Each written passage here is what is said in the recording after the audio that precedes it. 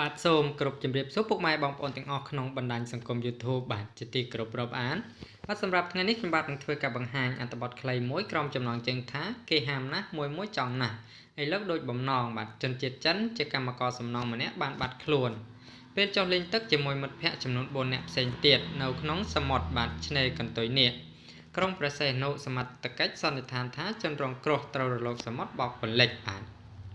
មុននឹងធ្វើការអានអត្ថបទបាទជូនបាទកុំភ្លេចពុកម៉ែបងប្អូនចុច Subscribe ម្នាក់មួយបាទដើម្បីទទួលបានព័ត៌មានថ្មីៗប្រចាំថ្ងៃជាច្រើនទៀតពី Channel របស់ខ្ញុំបាទសូមអរគុណច្រើន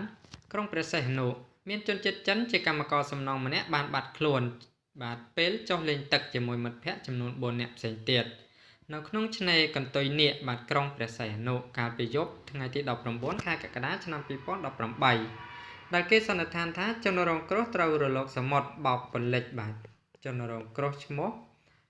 លាខៀងភេទប្រុសបាទថ្ងៃខែឆ្នាំកំណើតថ្ងៃទី1ខែ4 1991ការលិខិតឆ្លងដែនលេខ E បាទ68478103មុខរបរជាកម្មករសំណង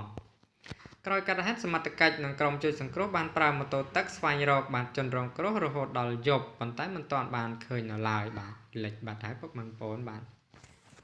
រដូវនេះភ្លៀងខ្លាំងផងបាទទឹកច្រើនណាស់ពុកម៉ែបងប្អូនបាទយល់ល្អកុំទៅក្បែរល្អជាងបាទចប់ហើយបាទអរគុណច្រើនសម្រាប់ការតាមដានព័ត៌មានមួយនេះពុកម៉ែបងប្អូនបាទហើយក៏សូមអភ័យទោសនៅរាល់កំហុសឆ្គងដែលកើតមានឡើងដោយអចេតនាណាមួយបាទសូមអរគុណ